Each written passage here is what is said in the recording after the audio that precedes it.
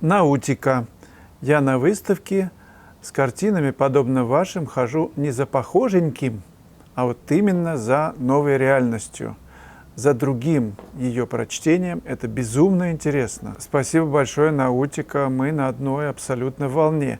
Мне скучно у выписанных и реалистичных работ. И мне тоже. Спасибо, кстати, вашей команде художников, единомышленников за выставку в Ярославле. Имела вчера большое удовольствие посмотреть прекрасные работы, в том числе и ваши. У нас так редко такое возможно увидеть. В Ярославле открыта и продолжается выставка мощных импрессионистов российских. Посмотрите на имена, чьи работы представлены на этой выставке. Такие мощные авторы, нужно смотреть живьем, конечно, работы. Адрес вы видите на экране. Буду очень рад, если вы посетите ее и оставите комментарии, несколько слов напишите сюда, в YouTube или куда угодно, в Telegram можно. Еще мне понравилась реплика Людмилы Фишер. Зачем же писать то, что каждый может и сам увидеть? Я думаю, что задача художника раскрыть и поделиться тем, что другие не замечают. Гениально. Если кто-то не понимает работы профессионального художника, присмотритесь, подумайте, художник-наблюдатель со стажем. Если разгадать не получается, подключайте чувства, эмоции, ощущения. Фактически художник делится своим ощущением.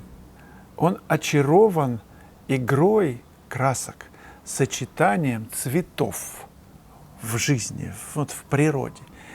И из этих сочетаний выкладывает свою мозаику, свое отношение, свои восторги только от сочетания этих цветов, таких или иных. Это музыка, тишина, какие-то шумы моторов, звуки птиц. Ведь музыки в природе нет. И берет музыкант какую-нибудь струну, дергает, бим-бим-бим, и получается музыка. Это не повторение этой тишины или звука моторов, или стрекота кузнечиков. Это новая реальность в музыкальном жанре. То же самое в поэзии, ну и в многих других. Конечно, это безумно интересно смотреть на такие произведения. Меня лично завораживают работы профессионалов, которые так тонко чувствуют, что я с ума схожу от решения, которое они предлагают, глядя на обычный мотив. И я призываю к некоторой дерзости. Пусть не у каждого получается что-то, но вот эта дерзость откроет ворота в мир, окно в мир. Мы вместе с вами ведь показываем, что мир устроен не из жратвы, спанья, секса, я не знаю, сна, про сон уже сказал, путешествий и каких-то еще там вещей, машин, дач и прочее. Но куда мы с вами идем, когда мы приехали, я не знаю куда, в Париж. Полюбовались мы Нотр-Дам-де-Пари без шпиля. Посмотрели на набережную Сены. Дальше куда? Вот на следующий день куда? Идем, наверное же, в какой-то музей, правда? Д'Орсе, Лувр и так далее. Душа-то просит искусства. У каждого просит искусства. Не просто пожрать и отдохнуть и вообще нашарахаться так, что так хорошо посидели вчера, что не хватает даже никаких сил, чтобы еще раз подойти к столу и повторить уже, наконец, по-настоящему. Натамик. Вячеслав, скажите, а что в процессе наиболее вас делает счастливым? Я заметил, что у меня это смешивание красок и поиск цвета. Медитация какая-то. Вечно висну на этом процессе, остальное с сомнением происходит. Но момент с красками, 4 сердечка. У меня знакомая была, мы ездили с ней во времена Строгановки. Мы поехали на пленэр в Кострому. Давно это было. И вот я там пишу один этюд, другой, а она замешивает краски, чистит палитру, кисточки, так ничего не написала. Она наслаждалась тем, что вычищала палитру дочисто. А другой случай не в мою пользу. Я приехал с моим знакомым, Сюда, кстати, в Ялту, это был 12-й, по-моему, или 13-й год, зимой мы писали вместе. И вот мы на моей машине приехали и ездили по всяким дорогам, останавливались, видели мотив, останавливаемся, выходим и работаем. Так вот, остановились, здесь недалеко, виноградники, красота, значит, скарб выносим. И я пока, у меня там этюдник, настраивал этюдник, ножки открывал, там палитру достал. Я смотрю, он уже написал этюд, уже второй пишет. Я понял, что что-то не так. Пока я тут настроил, он уже 3 работы написал. И тогда у меня закралась мысль, так, надо серьезно готовиться к пленэру. Нужно, чтобы краски выдавлены были уже дома. Чтобы настраивать этот этюдник было просто моментально. Ведь состояние в природе исчезает быстро. Его же нужно схватить и тут же бежать за следующим. Ну вот тогда я и придумал эту палитру, о которой вы спрашивали прежде. Кассетник, чтобы было все быстро. И все время еще шурупчики, вот эти вот шарики-подшипники крутятся, чтобы были разные этюдники. Есть же задачи какие, ты идешь, и не нужно тебе раскладывать треногу.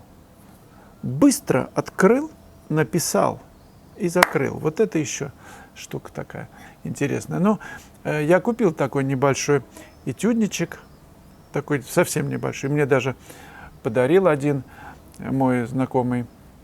Такой подход для быстрых людей, которые не любят долго собираться.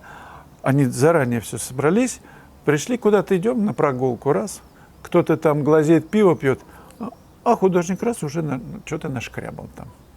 Причем формат же не нужен большой. 10×15 это, наверное, даже большой. Ну, хотя нормальный. 15×20, 10×15.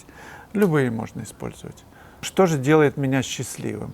Счастливым, ну, пожалуй, все-таки замешивание красок тоже. Да, вот когда ты смотришь на палитре, когда ищется цвет, и ты еще кладешь, не знаешь, что будет на холсте, вот момент положения мазка на холст, и ты видишь, ты сам не ожидаешь, что там. Вот это мне нравится.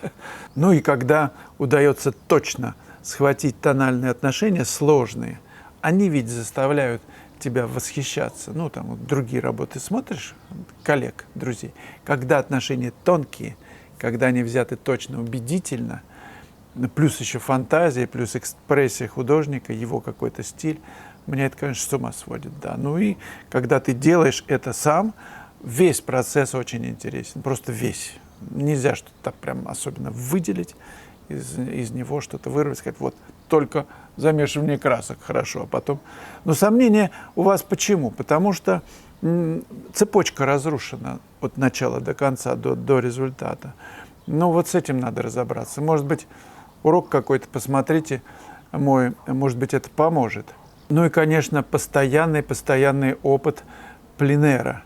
Ну, попробуйте вот себе дать задачу 2 этюда в день, несмотря ни на что, небольших. Удачи!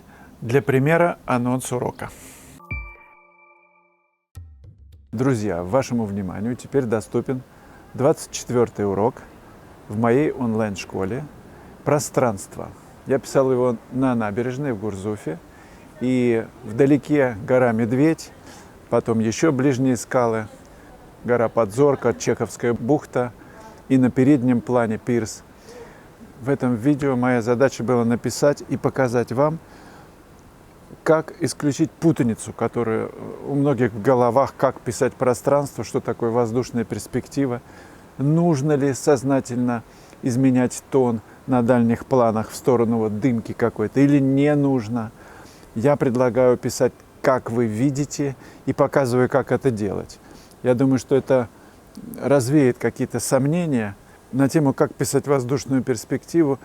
Мне близка позиция в этом смысле Константина Коровина, который показывал, как это делать. И я следую пониманию живописи мастеров вот такого уровня, как Коровин и другие, Серов, высочайшие мастера, Репин. Внизу холод. Вот наш новый ультрамарин. Внизу холод. Такой сложный. Как всегда, вы видите мотив, причем снятый на видео. Вы видите палитру, что происходит на холсте в реальном времени. Ссылка под видео на школу, и вы там легко определитесь. Вы можете посмотреть любой понравившийся вам урок. Система такая, что они вам будут пожизненно доступны на этом ресурсе. Мне представляется, что ваше развитие будет связано с тем, что вы посмотрели. Это очень важно посмотреть, как это делается. Вот лучше 100 раз увидеть, чем 1 раз услышать. Посмотреть и писать подобные мотивы и присылайте мне на разбор. Удачи!